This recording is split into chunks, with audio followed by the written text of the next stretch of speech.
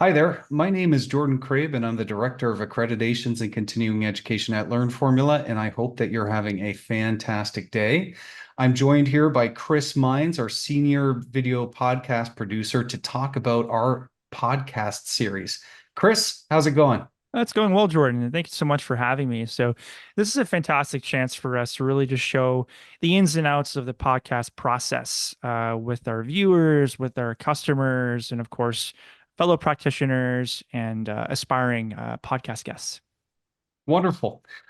So Chris, the first question that I have on my mind is, and for those who don't know what our video podcast series is, it's a series of podcast continuing education professional development courses that we create featuring professionals from all different walks and industries. So, law, accounting, human resources, engineering, finance, insurance, and professionals from all over the globe. So that's Canada, the United States, the UK, Ireland, Australia, New Zealand, just about everywhere.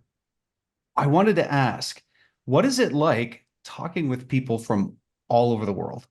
So it's actually a fantastic and rewarding experience. So you have to kind of see it from a couple different perspectives. The first is Yeah. that you have to meet them at their level because, like you rightly highlighted, our podcast is very broad and it's geared to many Mhm. different like practitioner buckets. So you have to be cognizant of the fact that these are practitioners in the United Kingdom, or they're in the United States, or they're in Canada. So when you're having a conversation with them, you're fielding the right topic to the right person, to things that matter to fellow practitioners in that corner of that space. At the same time, though, it's so because it's so broad. There's many benefits that come with that because on any given day, with the advent of technology and everything else, because these are recorded in an on-demand setting via Zoom, that regularly I'm speaking with judges, tax professionals, engineers, financial advisors, and lawyers from many different segments, many different workflows, pathways, and whatnot. So these are people that are in large firms. These are people that were formerly in large firms and decided to scale back, that are solo practitioners, or they're in the sharing phase of their career path. So there really are practitioners from many walks of life, small firms, big firms, and firms in between. So like sometimes I have the chance to speak with a practitioner and like in Australia, for example, on fringe benefits tax. And those are things that are applicable to like practitioners in that corner of the world, and kind of highlighting some of the pains that and misconceptions that fellow practitioners and of course clients see on the regular.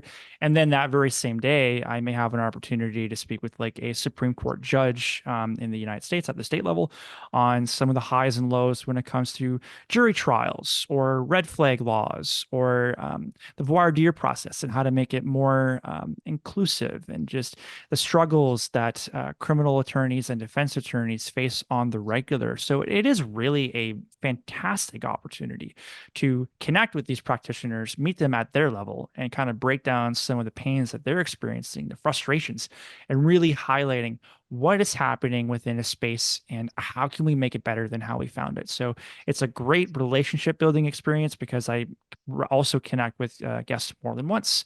There's some people that I've had numerous conversations with, and you get to check in with them and just see how their pathways has changed, and they can also react to some of the events that are happening around you and really just show what's happening like behind the curtain a lot more. So it is honestly like a huge benefit for myself because I get to hear it first, but also for our customers, our fellow practitioners, and for other guests who want to just have that level setting experience and to just continuously learn what's happening around them. So it is a great opportunity for sure. Honestly, I'm kind of jealous. It sounds incredible. Um, but aside from my jealousy of how fantastic of an opportunity that seems to be, I'm also curious about the perspective and the, experience of your guests. Mm. What would you say are the greatest benefits that our guests receive from being a part of the podcast series? Right, right. No, that's a great question. And I would think of it this way. The first is the reach of it. Because it's a podcast, as people can appreciate, you're able to consume it in that digital capacity. So our podcasts are available in an audio and video format. But at the same time, we offer content to people in over a dozen countries in numerous marketplaces. So likely in our that exposure, there are practitioners and perhaps even customers for your business that are outside of your orbit. And you have that chance to speak directly to them because they also need continuing education. They're here for a purpose, and that purpose is to learn some of those misconceptions. But at the same time, they're looking to maybe grow or do things differently, or they might need to work with you on a one-on-one client practitioner sort of relationship. So that exposure is pretty significant and it is very excellent. At the same time, though, you're also seen as like, why are we here? So building off of my earlier answer, I have the chance to connect with all sorts of practitioners. Some of them are new, so they can kind of show that enthusiasm, that kind of zest for learning, and like, here's what we're seeing, here's how I'm experiencing things, and here's how, kind of the benefit on a lot of the pains that earlier practitioners, those pioneers have experienced. Those middle tier, it's like, listen to me here. I have been working within this space for quite some time. So you can be seen as like an industry expert, or you can be seen that you're on the up and up, or you can be seen as someone who has something different to say that maybe is going against the grain. So you can enhance people's careers, but last but not certainly least, you get to help people. You get to help fellow practitioners maybe break down some of the misconceptions, frustrations, or things maybe that they're just doing wrong, things that just are very annoying, or sort of this like rush for gold, instant gratification kind of phenomenon that a lot of practitioners have really signaled out that can be damaging. So you can still understand like complex topics and how to serve your clients better. But the biggest thing I'd say also is that you can help people, clients, fellow practitioners, and just even yourself, because you get to be engaged and just really showcase what's happening within a space and how can we break it down a bit and just continually learn, so we can all get better and just become more well-rounded. I love the emphasis on learning. Mhm.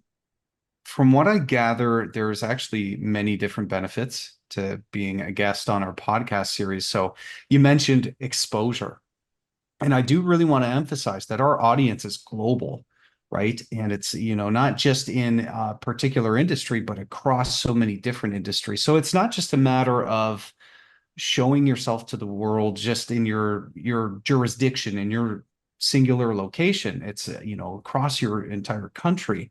The benefits to the expansion of your professional network potentially, I think, are incredible.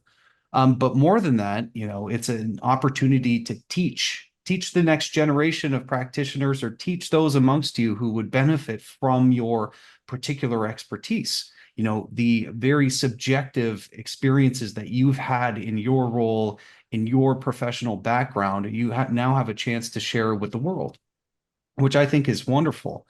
Um, Potentially there's new clients perhaps through this. Maybe there's business opportunities as well. I know that some of our previous guests have mentioned that they see an uptick in just the commercial opportunities that they see as a result of these podcasts.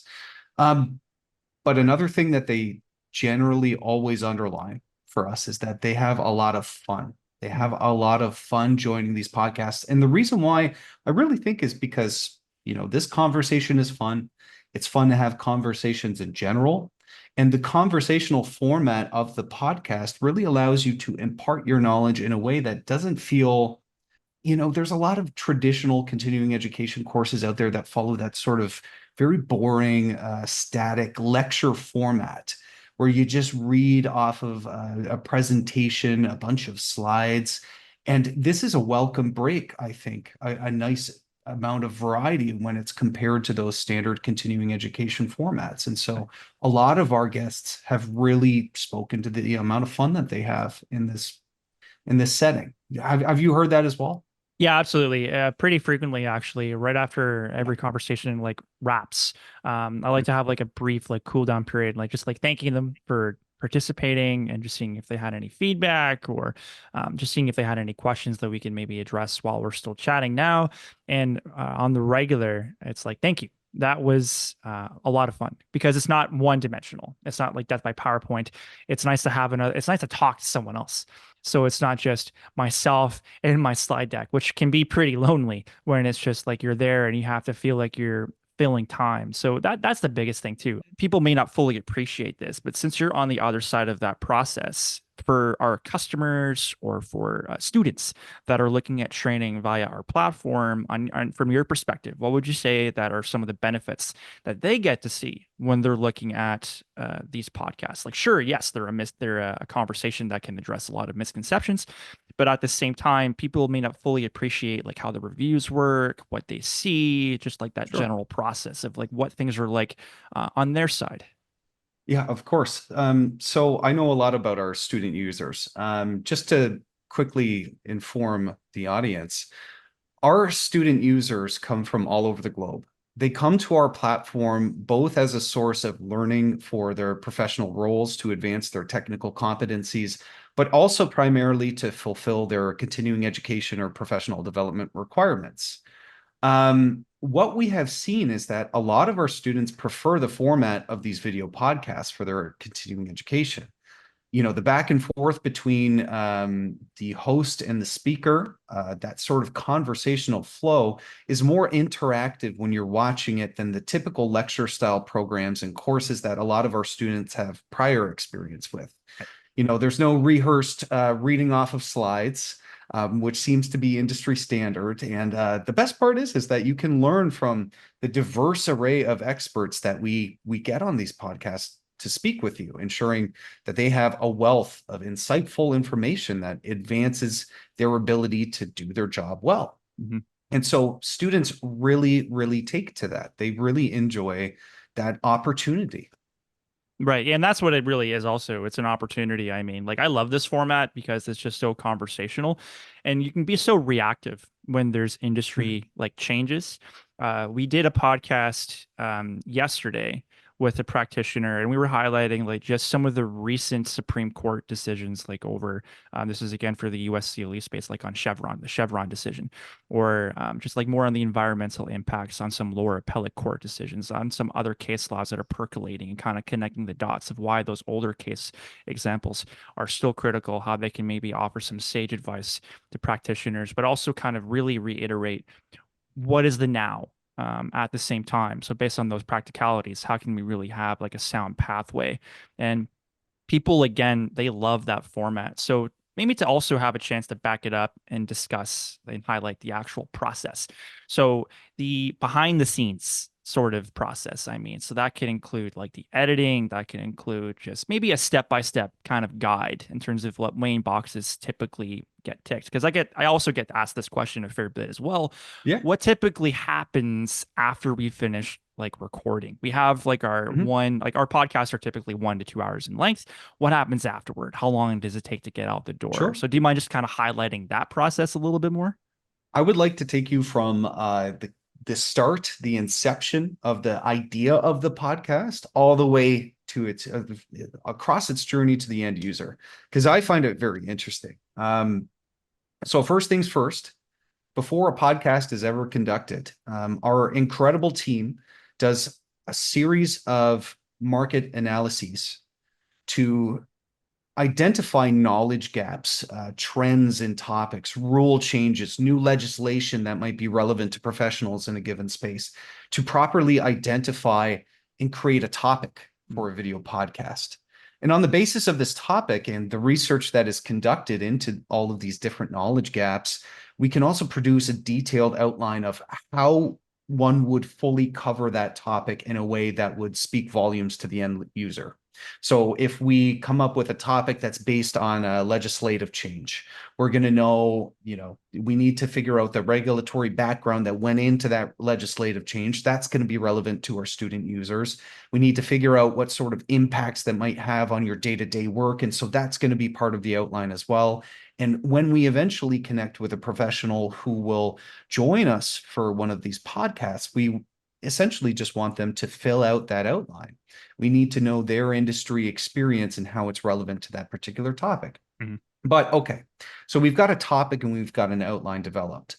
The next step is that we want to identify potential experts on the subject, speakers for these topics, and we want to connect with them for further discussion over a call. During that call, one of our producers is going to share details of the topic, and they're going to coordinate a date and a time for the podcast to actually take place. Our producers will then follow up with the speaker to share the topic and key talking points once again and remind them of the format, the date, and the time. So when that date arrives, that's when the podcast actually gets recorded. So the hosts will conduct a podcast over Zoom and with the speaker where questions are asked based on the outline that they've been provided ahead of time. Where the speaker, all they have to do really is just share their knowledge and insight on the basis of the questions that they're being asked.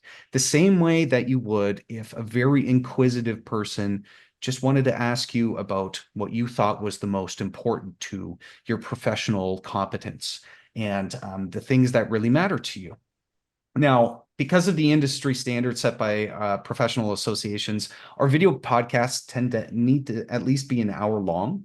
But the thing about that is, they can be scheduled in segments. It doesn't have to always happen right at once, although that might be the most convenient for both parties. Right. And that has happened where Yeah. you're interacting with clients and customers, right? And for myself, when I've had a chance to connect with guests, they're active practitioners. And so this one instance, and this happened a few months ago, where there was a practitioner I was speaking with, and because again they're not live, they're on demand. They say, "Can we please pause and pick this up later today? My client has an emergency, and I need to help them." Which makes sense because even though you're graciously taking time to connect with me and to again showcase what's happening within this space and why is it important and all those sorts of things, but at the same time, you need to balance the other commitments. It was just something that got flagged, and it was like a legitimate client fire that they were able to help extinguish. But that shows like the reality of like how we can pick it up. We don't have to record it all in one session. And another thing I'd like to briefly highlight too is that in terms of the time commitment for the guest, it's really minimal. I mean, it sounds like a fair bit already when you're highlighting like there's pre-calls and there's like a little bit of back and forth with topics. We do a fair bit of the heavy lifting, and maybe that other heavy lifting would be very fantastic. And so for the like accreditations that we might need, or just the practicums for our customers looking at them, there's also like we have a recording, but then there's the slides that come with that. A lot of the practitioners that we use, that we connect with, you need slides for them to qualify as all things continuing education. Sure. So there's two different buckets. There's ones that we have guests that have slides, they make them, and they're sharing them with us as the speaker presenter. But we also have chances where we make them ourselves if the speaker does not have them. Can you just highlight how that process typically rolls out? Because I also get this question a fair bit, and this would be a fantastic chance to just highlight this a little bit more and maybe just simplify and put a lot of these questions in the rear view. Sure. So I think the important point is exactly what you said. We want to emphasize the fact that, well, not only is this an interesting process, but it requires very minimal effort on behalf of our speakers. When we're talking about the pre-production calls just to arrange a meeting, that's all we're talking about, a 5-minute phone call to just make sure that we can align schedules. The main time commitment is just right there in the actual recording of the podcast itself. Everything else we can take care of. So let's say that you've recorded a podcast with a guest. Once that is complete, it's going to be shared with our post-production team. They take care of the rest. They begin by using an in-house feature that LearnFormula has developed to transcribe and summarize the entirety of the podcast into key points, making sure that this could be available for our student users for further reference, for materials to refer back to. But once that summary is created, we review it for quality purposes to ensure that it accurately reflects the content of the podcast as it was recorded and ensure that there was no mistakes in transcription. But we also use that summary to automatically generate a slideshow presentation. And that slideshow presentation is going to be automatically generated with, cutting edge visual elements, good UI, graphic design, such that it appeals very visually to the listener. And that slideshow is also going to be seamlessly integrated with the video recording of the speaker and the host in the podcast. So what the student is actually presented with is both of your faces, so they can see the conversation between you, but also a slideshow presentation so that they can take away those key points, maybe write notes on the basis of.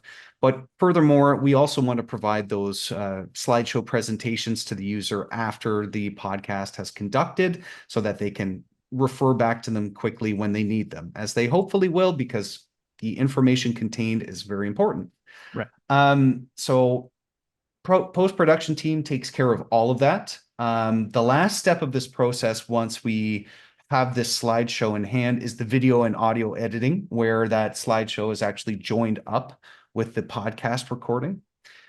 And what I want to stress about the video and audio editing process, because I know that we get some questions about this as well. Mm-hmm. They do not cut out any information. They do not misrepresent any of the information that was actually discussed in the course of the podcast. The entire purpose of the video and audio editing is to just remove things like flubs, misspoken words, weird pauses, noises, silent parts of the video at the beginning and the end, maybe accidental curse words in some situations, as I'm sure you've seen before, repeated questions, and anything that, the speaker might actually request to be cut out. Right. For example, people misspeak all the time, or they realize later in the day that something they said earlier could be misinterpreted and they wouldn't want that to happen. So we can cut things out on the basis of speaker requests. Right. But we do want to emphasize that we aren't going to be cutting so that people are appearing to say things that they didn't actually say. We're not trying to misrepresent the information that is actually conveyed. We're going to try to retain as much of that original recording as possible. Right, right. And thank you for highlighting that. I mean, and for full transparency as well, like that's the whole point of the series. It's meant to be a conversation oriented. And to even like people have asked this too, like, do we need to remove the ums, ahs? Like, no, that's normal speak and it's helpful. We all use them as crutch words to kind of just have like that next thought, that next word bubble that you're trying to get out the door. And again, for the for accessibility, our podcasts are also available in a video and in audio format. So people can fully appreciate in terms of like where are you and which method works best for your accessibility needs. On still with that though, there might be some misconceptions about what people might need or what they don't need. And guests have also fielded a fair bit of these to me in advance. Do I need like a solid, like you see what my like audio repertoire that I have here, do I need something similar? Do I have to buy a microphone? Do I have to get a headset? Not necessarily. I'd say the thing that is most paramount beyond ensuring that you're connecting with a quality speaker, and they've done something quite like this before, even some that they haven't, they're well-rounded in the sense that they know the topic and they're able to present it in a conversational way that makes sense. Really, the biggest thing that people really need is a sound internet connection, a reliable internet connection. That's, I'd say, is the most common culprit of why we've had technical issues. My side too, when there has been like an internet outage in my area, or for some of the practitioners, the devices they were using, they discovered, you know what, it's not up to snuff, or I haven't had the most recent software update for my tablet or my my laptop. Or some people have also successfully connected with me on their phones with Zoom as a backup. So you have to be like, that's the whole point of it being on demand, for that room to maneuver. At the same time, though, internet connection, a decent audio device. What I mean by that is like the built-in laptop audio can be okay, but if you wanted to expand that, like you can get a lot of microphones that are inexpensive. I always have advocated for this. If you buy a microphone, it's not going to expire. You can use it again. Some of them are just really plug and play that are USB. They don't have like any drivers. You can get a fair bit of them. They vary in price and quality for sure, but they can certainly enhance the conversation. Or a sound headset. That's an easy way that you can just do it. They just make it better in terms of having a great conversation. Another thing too that I've been asked before is like the laptop camera. So our podcasts are in like HD. They're in a higher definition. If you have a lackluster built-in camera with your laptop, tablet, computer, or phone, there are ways to kind of circumvent that. You can just get like plug and play ones that can just be better served for this podcast. It's not necessarily necessary, but again, they really enhance this because Mhm. this is a video-based podcast. I also get this question a fair bit. What should I wear? So we see that you're in a button up and I'm in a short sleeve button up, and it's really just being professional, I'd say. Mhm. In a quiet office setting, a lot of people are also working from home, but in a home setting, not like in a kitchen or an open, yeah, right, with greenery, not in an open area. It needs to be noise free. So to really like simplify this, being comfortable is certainly like helpful, but also being professional in a quiet office setting or working from home setting, sound internet and things like a better video camera and microphone, they're not necessary, but they certainly enhance the conversation. And normally a lot of this gets flagged along the way as we're having pre-calls, or again, because they're on demand, we can circumvent that and triage as needed. So hopefully that helps, but it gives people, I'd say, a fair bit of clarity in terms of like what sort of audio rigs or what else do I really need to add to my repertoire. It's very minimal. If you have them, by all means, I'm a massive advocate for having better audio and video capability because it'll just be understood that much better. It's not necessarily, it really comes down to this, the sound internet connection and, of course, the quality of the conversation. Of course, of course. And to be honest, usually the end result looks a lot like what we're doing here right Yep. now. Yeah. So, um, Chris, thank you for that background. It's very important to stress to our potential speakers that, you know, we really want this commitment to be minimal for you. Chances are the equipment that you have, as you were suggesting, is likely going to work. And if not, it's very easy and accessible to find equipment that does. Mhm. Now, one of the last things I do want to talk about is how the podcast itself reaches the end user. So we've got the post-production team that has performed all necessary audio and video edits on the podcast recording such that we can actually present it to the end user. So now what happens is that the same technology that we use to generate a transcript and then the slideshow materials is also going to be used to generate a description of the course for our users. It's also going to be used to generate learning objectives that tell them exactly what sorts of things they can expect to learn if they were to take this course. And our quality assurance team also reviews all of this information to ensure that it's clear for the student audience. See, there are flubs in the audio recordings. Just want everybody to know that it's okay.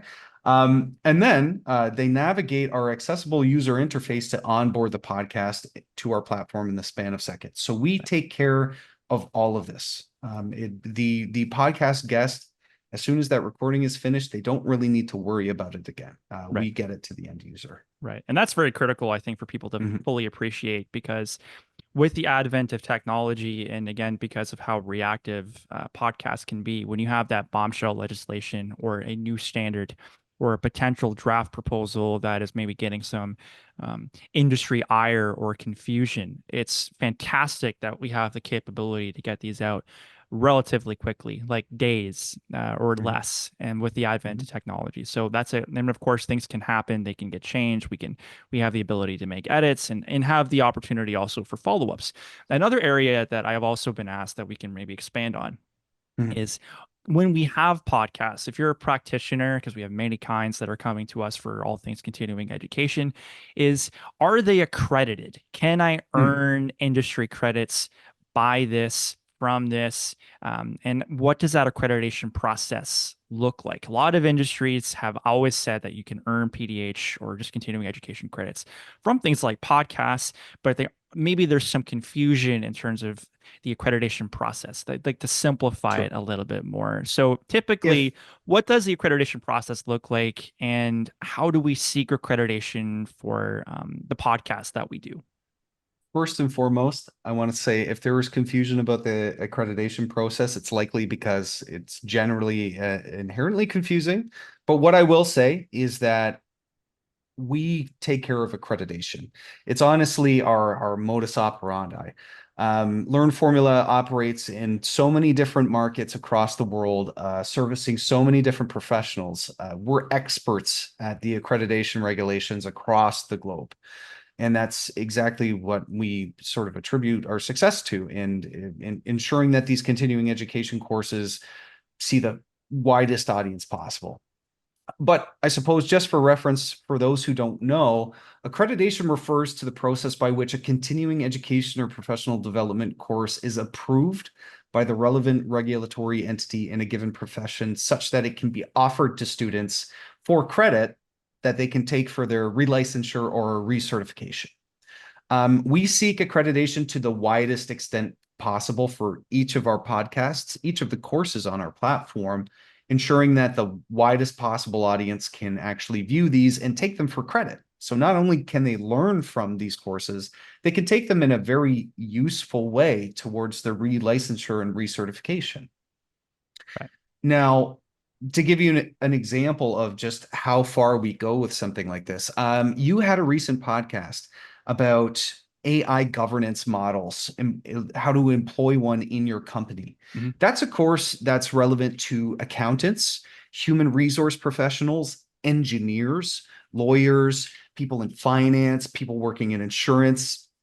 Just so many different professions people work at companies. That content is relevant to anybody who is in a sort of managerial position or where they can implement structural changes, and they're wondering how to implement an AI governance model. Now, because it's relevant to so many different professions, what we need to figure out, and what we do figure out, is how do we get each professionals in each one of those industries to be able to take that course for credit? Well, we have to navigate to each of the regulatory organizations and the jurisdictions that we're going to be offering this course in to figure out what those regulatory standards are. So at the point at which we figure out, what the regulatory standards are, and we have a lot of expertise in this, if there's a formal process of approval required, Mhm. we will apply for accreditation in each of the jurisdictions where that course is going to be eligible for credit based on our understanding of the accreditation standards. So, for that AI governance course, we're going to be applying for accreditation to the Law Society of Ontario, the State Bar of California, the National Association of State Boards of Accountancy in the United States. And once approval is granted at all of these different regulatory organizations, we would represent the accreditation achieved to our users. So we let them know that, now industry professionals working in insurance in Ontario, who are insurance brokers, they can take this course for credit. And we represent all of this information on the landing page of the podcast. You should be able to see an image of that just here right now. Now, that information should show everything from the credit type to the expiration date. So when people are no longer able to take that course for credit, everything that's relevant to the student experience, that's from the accreditation perspective. Right. So the information is going to be posted on the landing page, as I said. Now, for those jurisdictions and professions where regulators don't impose strict accreditation procedures and they don't require formal processes of approval, and instead they allow professionals to sort of exercise their judgment in discerning, what sort of courses would advance their technical or professional competence. What we do in those cases is we ensure that these courses meet all of the relevant criteria. And then we use those same learning objectives I was talking about earlier to inform students, whether or not it's going to be the sort of course that is likely to advance their technical competence, because exactly what that entails is going to differ between each individual. Mhm. Something that's really useful information to one professional might not be as useful for somebody working in a slightly different area of practice. And so we try to make it as easy as possible for the end user to really sort ahead of time what course is going to be valid for them. Right. Now, we go even a step further. So all the relevant rules and information regarding the regulations concerning or governing accreditation and continuing education are represented through disclaimers on our platform and on requirements pages that are created for each regulatory association. Right. And thank you for that. I mean, there's sort of like a double benefit, I'd say, from like that entire process. Once people can like fully appreciate, okay, now I can have a greater understanding of the mechanics. Because for guests, you have that opportunity to, again, have that exposure, that audience, that reach, and also just, again, to offer some sound sage advice for those frustrations or helping to make sense of new industry standards or pending changes that people don't fully understand.